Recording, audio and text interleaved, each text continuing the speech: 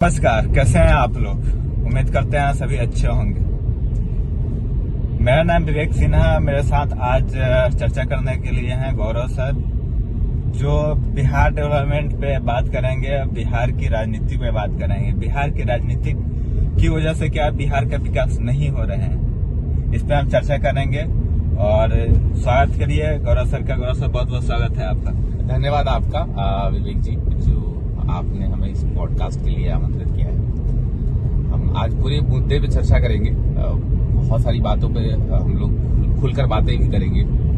तो शुरू करते हैं हम लोग जो विपक्ष में पार्टी बैठी है वहां से स्टार्ट करेंगे, तेजस्वी यादव से। कई लोगों का कहना है जब तेजस्वी यादव नीतीश सरकार के साथ आते हैं तो सरकारी जो नौकरियां हैं वो ज्यादा निकलती हैं। इस पे आपके क्या राय है? देखिए, जाहिर सी बात है, पिछले जो चुनाव है उसका एजेंडा उनका वही था कि 10 लाख नौकरियों की बात की थी और उसी आधार पर जनता ने उनको चुना था। जनता के चुने जाने के बाद उनका दायित्व बनता है कि उनको नौकरी देना पड़ता था। तो ऐसा नहीं है कि उन्होंने वो देते ही आए हैं। वो उन्होंने बात की थी और उसके बाद उनका आया, वैकेंसी आई। तो हम ये नहीं कहेंगे कि सिर्फ और सिर्फ तेजस्वी यादव का रोल है, उसमें बिहार सरकार के हर कर्मचारियों का रोल है, बिहार सरकार का योगदान है। जो उस समय के मुख्यमंत्री नीतीश कुमार जी थे उनका भी योगदान है।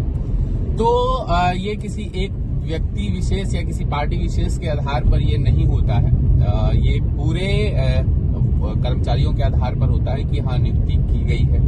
और वाकई अगर हम आंकड़ा देखें उस दरमियान तो नियुक्ति आई थी, वैकेंसी आई है और हुआ है। लेकिन इसमें अगर हम ये बात करें कि नहीं तेजस्वी यादव जी का रोल है, तो ये शायद एक वो हंसने वाली बातें होगी और तमाम बिहार पे लोग हंसेंगे। कहते हैं 17 महीनों का सरकार था, 17 महीनों में लगभग 2.5 लाख रोजगार उन्होंने दे दिया था, केवल टीचर वैकेंसी में और थोड़ी मोटी छोटी वैकेंसी में। तो इसको आप कैसे देखें? ऐसा 17 महीने में जब वो 2.5 लाख दे सकते हैं तो पूरे 5 साल की कार्यकाल अगर उनको मिलता है तो फिर किस प्रकार से रोजगार का यहाँ पे अवसर मिलेंगे? नो डाउट, देखिए, बिहार के युवाओं को रोजगार देना चाहिए और बिहार से पलायन को रोकने में बहुत अहम योगदान प्ले करेगा। लेकिन सरकारी नौकरियों में ही सिर्फ रोजगार की संभावनाएं खोलने के बजाय यहाँ पर फैक्ट्रियां लगाई जाए, यहाँ पर रोजगार के जो संभावनाएं हैं ज्यादातर, क्योंकि सरकारी नौकरियों के तहत हम बहुत ही कुछ एक लोगों को रोजगार दे सकते हैं। बिहार की जनता बहुत ही ज्यादा है पॉपुलेशन के मामले में, तो हमें उसी दर से यहाँ पलायन भी सबसे ज्यादा होते हैं। लोग यहाँ से बाहर जाते हैं काम करने, तो हमें उनको रोकना है, पलायन पे काम करना है, ये मुख्य होना चाहिए। नो डाउट सरकारी नौकरी भी एक महत्वपूर्ण है सरकार की कामगार को लेकर के काम को देखते हुए, तो उन्होंने रोल प्ले तो किया है। लेकिन हम ये कहें कि उन्हीं का रोल है, ये शायद फिर से वो हंसने वाली बातें होगी। ऐसा कुछ नहीं है। हाँ, लेकिन अगर हम बात करें, ये एक कोइंसिडेंस है और चीजें देना, क्योंकि बहुत ही ज्यादा वैकेंसी पहले से किसी जगह पर नौकरी स्थापित करना ये एक दिन का डिसीजन नहीं होता है, ये उससे पहले की प्लानिंग होती है। अगर कोई सरकार आया 17 महीने में, नहीं, उससे पहले का कि खाली कितना है और ये तमाम चीजों को देखते हुए डिसाइड किया जाता है। तो ये हम उनको क्रेडिट दे सकते हैं, लेकिन पूरा क्रेडिट हम उन्हें नहीं देना चाहेंगे मेरे एंगल से। जी, एक वीडियो वायरल होता है, तेजस्वी यादव कहते हैं कि सारे रोजगार हम दिए, दावा करते हैं वो सारे। तो एक जेडीयू के नेता हैं, नाम मैं भूल रहा हूँ, लेकिन उनका वीडियो वायरल होता है विधानसभा से। जब आप नौकरी देने वाले बने थे तो आपके पिताजी 15 साल रहे, आपके पिताजी और माताजी, तब आप क्यों नहीं नौकरी दे दिए? जो अभी नीतीश कुमार जो नौकरी दी है उसमें अपना दावा ठोक रहे हैं, इसको आप कैसे देख रहे हैं? ये एक पॉलिटिकल बातें हैं और हम उस जंगल राज की बातें, जिसको जंगल राज का दर्जा दिया गया और जंगल राज के दरमियान क्राइम बहुत ज्यादा बढ़ी। बिहार जो है वो आपको हम एक तथ्य बताते हैं कि जब बिहार आजादी के बाद से बिहार लगभग 20 सालों तक जीडीपी ग्रोथ में नंबर 1 था पूरे भारतवर्ष में। तो नो डाउट बहुत ही तेजी से हम विकास कर रहे थे, लेकिन जैसे ही हम आते हैं 80 के दशक में 1980 और उसके दरमियान आसपास में, तो ये ग्रोथ हमारा जो है सो नकारात्मक बन जाता है और हम नेगेटिव ग्रोथ रेट के साथ चले जाते हैं। उस समय सरकार लालू जी की रहते हैं। लालू जी की सरकार थी, परिस्थितियां उस समय बाहुबली और ये तमाम चीजों पर हम कंट्रोल नहीं कर पाए। हम लालू जी को जननायक के रूप में उभरने का मौका मिला और उन्होंने अपने आप को एक जनता के सेवक के रूप में अपने आप को प्रकट किया, लोगों के समक्ष प्रस्तुत किया। तो इस दरमियान हमारा जो व्यवस्था था वो चरमरा गया और पूरी तरीके से हम जो है अर्थव्यवस्था में पीछे चले गए और आज भी हम कहीं न कहीं बहुत पीछे हैं। तो हमें जरूरत है उस चीज को बदलने की। ये एक पॉलिटिकल बातें हैं और उन बातों में एक और चीज मैं रुकना चाहूंगा, क्या लालू यादव क्राइम को बढ़ावा दिए? देखिए, उस समय क्राइम को बढ़ावा देने के लिए और क्राइम को रोकने के लिए, इन दोनों चीजों के लिए वहां के जो उस समय के जो प्रशासन होता है उसी के ऊपर उंगली उठाई जाती है। तो जाहिर सी बात है उस समय का जो प्रशासन अगर चाहता तो ये सारी चीजें नहीं होती। तो कहीं ना कहीं प्रशासन की चूक है ये, अर्थात प्रशासन का मतलब ये है कि जो उस समय के मुख्यमंत्री हुए, उस समय के जो सरकार में और भी जो लोग जो पुलिस प्रशासन में थे या IAS अधिकारी थे, इन सभी का रोल उतना ही जाता है जितना कि अपने मुख्यमंत्री जी का जाता है। तो ये चीजें तो हुई है और ये तो विश्व जग जाहिर है कि चीजें हुआ है, करप्शन बढ़ा है।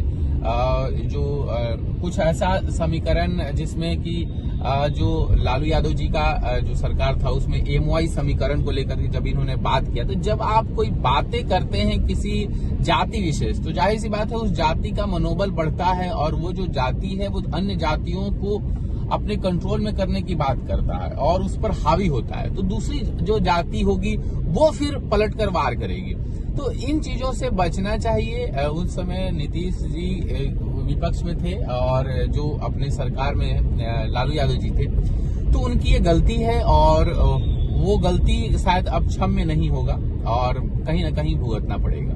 जी, एक नाम है शहाबुद्दीन जी, जो लालू यादव के समय पे एक बहुत बड़ा चेहरा हुआ करते थे जी, मुस्लिमों में। बहुत बड़ा एक क्रिमिनल बैकग्राउंड का नाम था और क्रिमिनल माने जाते थे जी। उनको कहा जाता है कि लालू यादव का उनको संरक्षण प्राप्त था। वो डायरेक्ट बातचीत लालू यादव और शहाबुद्दीन आपस में करते थे। जी, इसको आप कैसे देख रहे हैं और ये कहाँ तक सच है?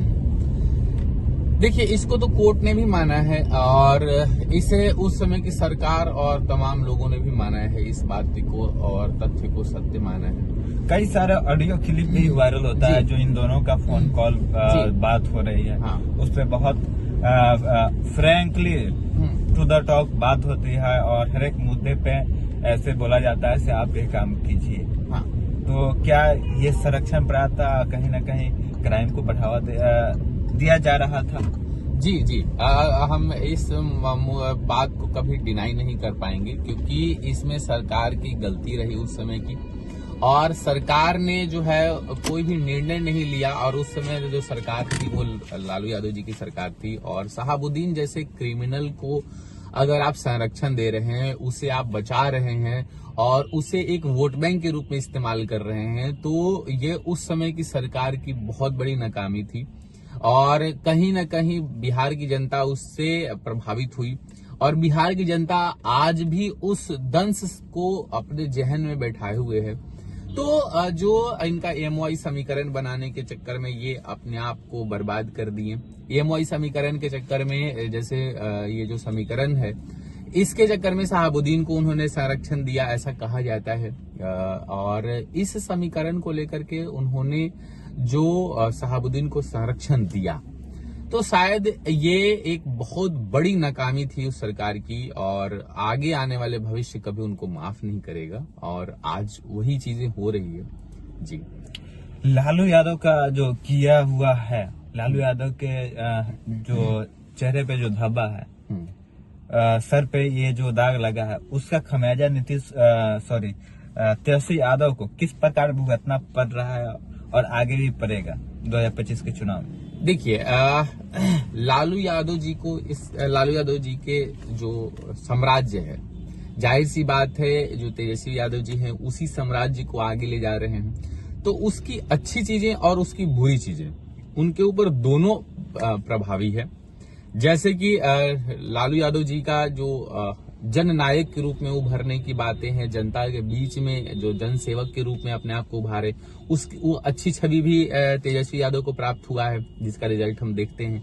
वहीं बुरी छवि जो है, जैसे चारा घोटाला का मामला हो या करप्शन के रूप में सबसे ज्यादा हो, उसके बाद फिर जो प्रशासनिक रूप से जो कमजोर करने की बातें, जैसे कि कुछ खबरों में आता है कि जो वहां के तत्कालीन डीएम थे, या गौतम गोस्वामी की बातें आती है कि गौतम गोस्वामी जब डीएम हुआ करते थे तो उनको प्रताड़ित और प्रताड़ना के रूप में झेले वो चारा घोटाला मामले में और भी चीजों में।